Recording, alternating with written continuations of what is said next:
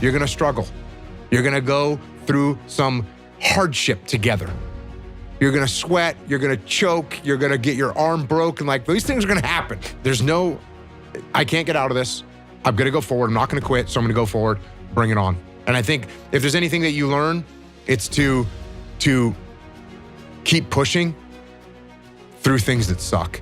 And I would love to say like, keep pushing through adversity, but this isn't adversity. This is just things that suck. It's one level below adversity. Adversity is when you're having a challenge. This is just something that's gonna suck and you're gonna have to push through it. But it's like, do you wanna do this or not?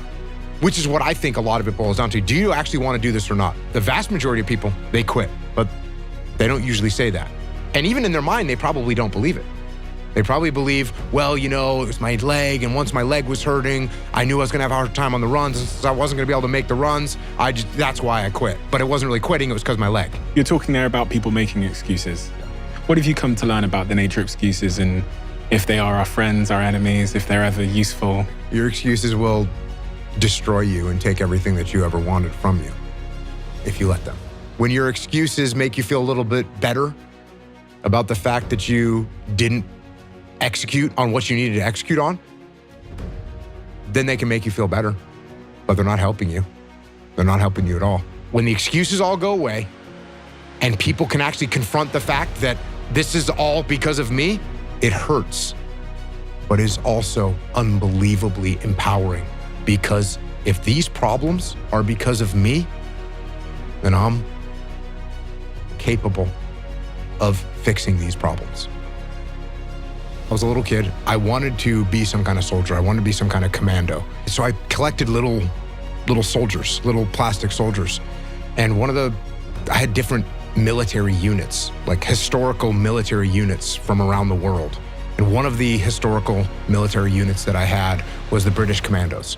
And so I had these tiny figurines, and they had machine guns, and they had kayaks, and they had little boats, little inflatable boats.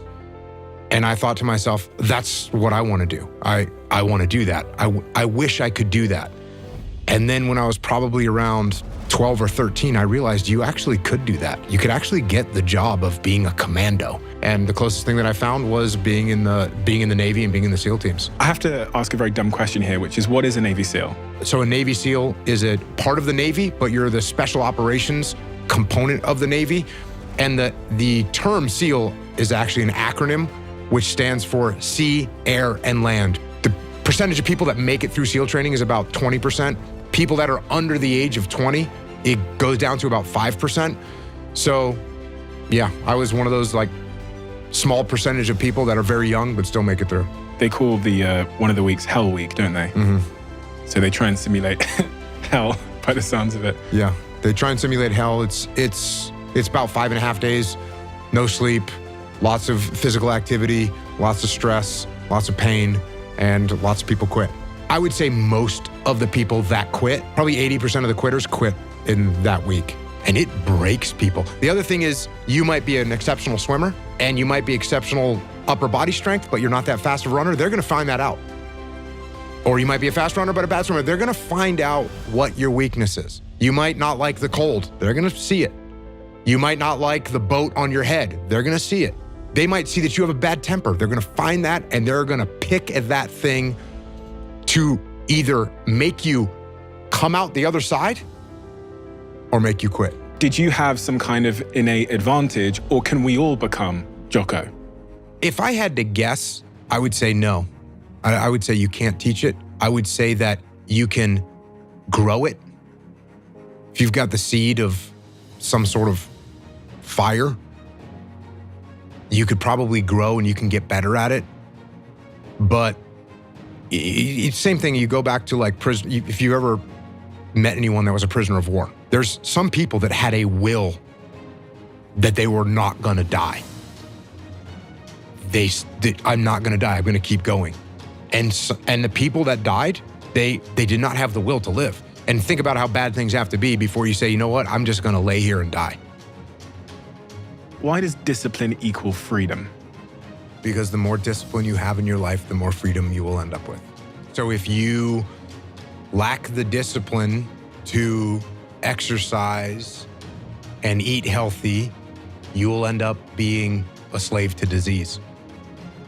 If you lack the discipline to work hard, save your money, you will end up a slave to finances.